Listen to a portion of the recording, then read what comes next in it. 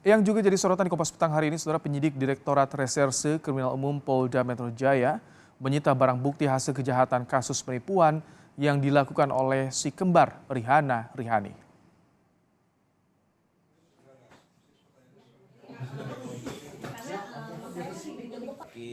Polisi membawa si kembar tersangka penipuan penjualan iPhone ke kawasan Cempaka Putih, Ciputat Timur, Tangerang Selatan untuk menunjukkan sejumlah barang yang dibeli keduanya dari hasil penipuan.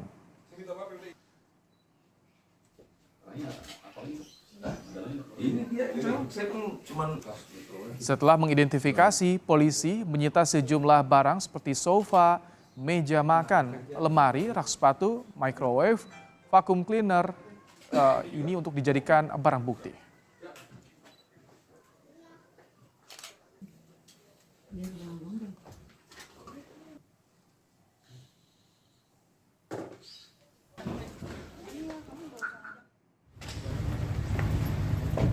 Setelah berhasil menangkap si kembar penipuan penjualan iPhone dengan modus pre-order, polisi memeriksa Rihana Rihani hari ini di Direktorat Reserse Kriminal Umum Polda Metro Jaya. Saat ini keduanya sudah ditetapkan sebagai tersangka dan dilakukan penahanan selama 20 hari ke depan.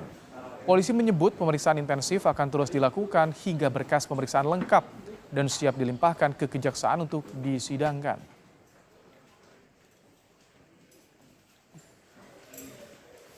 Tindak pidana yang dilakukan sudah diakui dan memang kita masih mengembangkan lagi dengan mencari berbagai alat bukti untuk melengkapi proses penyidikan ini. Untuk pemberkasan kami upayakan dengan maksimal, kami berkoordinasi juga dengan stakeholder terkait dengan pihak kejaksaan, nanti akan kita koordinasikan ke depannya bagaimana ketika kita sudah lengkap pemberkasan, pasti nanti akan kita sampaikan lagi. Pelarian pelaku penipuan iPhone si kembar Rihana Rihani berakhir sudah.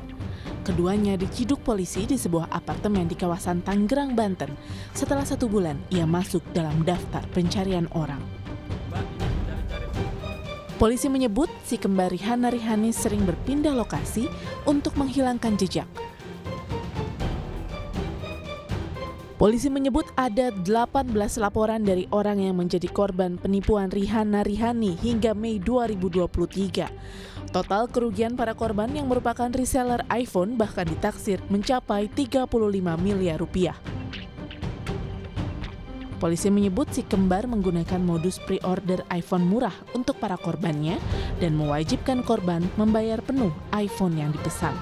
Namun iPhone yang dipesan korban tak kunjung datang hingga melewati waktu yang dijanjikan. Akibat perbuatannya, si kembar Rihana Rihani dijerat dengan pasal berlapis, yakni penipuan dan Undang-Undang ITE untuk menjerat korban. Bahwa ini modusnya adalah seperti skema Ponzi ya, dari reseller, range kerugian antara 200 sampai 800. Namun setelah kita dalami, sementara bahkan ada yang sampai 3 juta ini.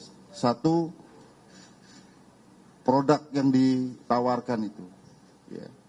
Harusnya harga 12 juta, ditawarkan 9 juta sebagai bujuk rayu, akal muslihat. Mata pencaharian daripada yang bersangkutan ini, ya kita akan terapkan pasal yang lain juga. Apakah 379A KUHP, dan juga karena ini modusnya adalah menggunakan media sosial, kita juga akan terapkan Undang-Undang ITE. Saat ini PPATK telah memblokir rekening si kembar Rihana Rihani setelah menemukan adanya transaksi keuangan mencurigakan dengan jumlah fantastis mencapai 86 miliar rupiah. PPATK sudah memblokir beberapa rekening terkait si duo kembar ya, tersangka pelaku penipuan iPhone, dan terus kita berkoordinasi dengan penyidik.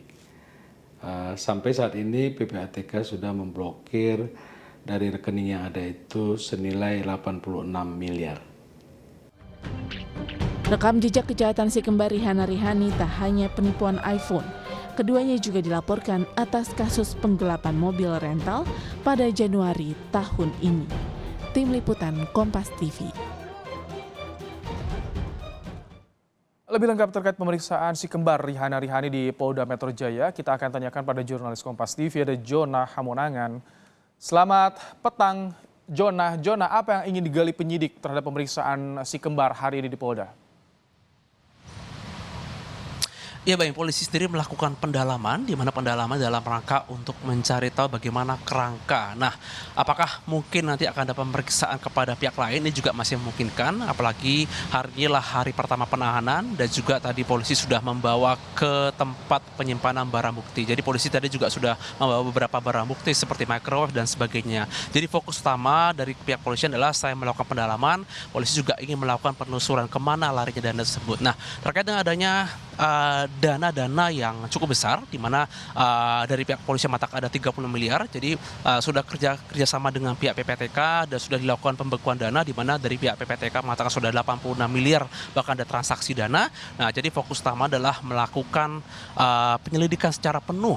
Apakah nanti akan ada pihak lain yang akan jadi tersangka atau tidak, ini masih ditelusuri. Yang menjadi fokus utama adalah bagaimana si kembar Rihana Rihani ini cukup lincah atau mungkin cukup licin. Jadi sering berpindah-pindah tempat atau apartemen di mana menggunakan aplikasi Airbnb dan juga akhirnya berhasil ditangkap kemarin. Nah, apakah ada kemungkinan ada pihak lain atau mungkin ada cepu di kasus ini? Ini juga masih dilakukan pendalaman, mengingat ketika dilakukan penangkapan kemarin atau dini hari dari pihak Rihana Rihani mengatakan mereka sudah tahu ternyata informasi bahwa polisi akan melakukan penangkapan. Jadi yang dilakukan polisi adalah melakukan pendalaman terlebih dahulu untuk melihat apalagi hari ini hari perdana, dan juga polisi sendiri melakukan penahanan selama 20 hari. Jadi masih cukup atau banyak waktu sebelum pemberkasan, khususnya sebelum dilimpahkan kepada kejaksaan.